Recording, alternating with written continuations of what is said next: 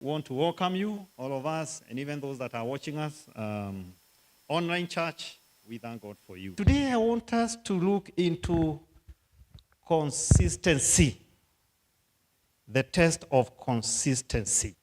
If you look into the life of Peter, you would realize he was battling. He was struggling with being consistent. And I was asking myself, the time we gained independence here in Kenya, the founding father then, Jomo Kenyatta, said that we are fighting three things. He said that we are fighting poverty, and then ignorance, diseases. And now over, 60 years since independence? Are we struggling with those challenges? Actually, we have added corruption, tribalism, and many others. And I was thinking then we have a problem of consistency, even in our nation. And that also translates into our own individual lives. That yes, what we say with our mouth, we are not able to do it, or we do not have the willingness to do it. If not the willingness, then what happens? This is the same thing that happens to us as Christians. Yes, we say with our mouth that we are born again, we are going to heaven by faith, but what happens along the way? When we are talking of consistency means persistence, not compromising, free from distractions. It also means resolute, being resolute. Yes, Peter had decided, yes, I'm going to walk on water like Jesus.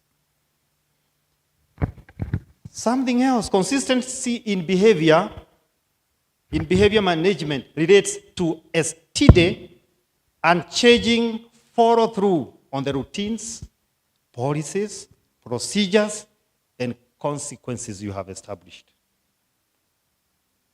A consistent person exhibits qualities that are dependable, or rather, he exhibits dependability and predictability. Inconsistency, or being inconsistent in behavior, refers to actions or reactions that are unpredictable, or may be considered irregular or illogical for the situation, or not keeping with standards of behavior for a given set of circumstances. And this was a challenge with Peter. He was fighting, he was going through inconsistency. I don't know how many of us can identify themselves with Peter sometimes in their lives. A person who is inconsistent, his or her words do not match. We interrupt this broadcast to bring you this special announcement. We are going to be having another series of spiritual enrichment. My prayer is that the Lord is going to visit us in an honorable way, as He's going to enrich our spirits lifted to Him. It will be an awesome time when you join us and we trust the Lord together that He's going to continue speaking to us. A person who is inconsistent, his or her words do not match the actions. And to make it spiritual, then we can say the spirit of inconsistency.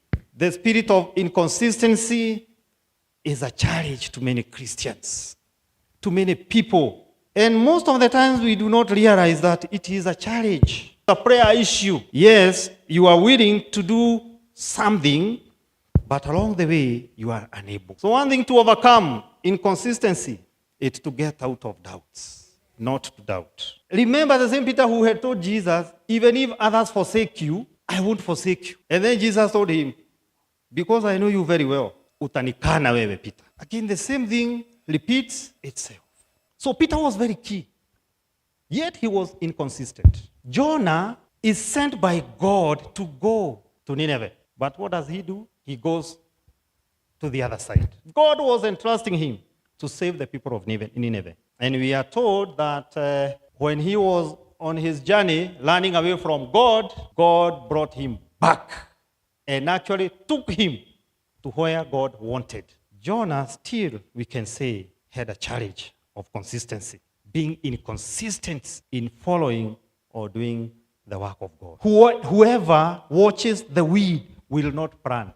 That is Ecclesiastes 11 verse 4. Whoever looks at the crowds will not leap. Sometimes you are looking for a favorable environment for you to prosper. Any environment is an environment for prosperity if you are with God. Peter walked on water. He was not in the boat. He was on water. In faith, when you start walking with God, I'm not saying that you don't study the market for those who are in business. Yes, but believe in God the more, that He is able to do great and wonderful things. Consistent people remain immovable. We have to be immovable. That whatever you believe is the truth today, tomorrow, forever, it shall be. Only with that we are going to get out of the boat of inconsistency. Basi na tuombe. And maybe you are there and you've been struggling with this thing and you've never known. Just tell the Lord, I believe in your power. You who changed Peter, you can change me. You can change my focus. You can change. You can restore me. He is a God of restoration, a God of order, a God of progression. Maybe you have not progressed for a long time. You've been doubting. And you've been fighting inconsistency in your life. You've been struggling. There is a God who is able to direct our lives. Join us every Tuesday and Thursday for morning devotion on our YouTube channel at 6 a.m.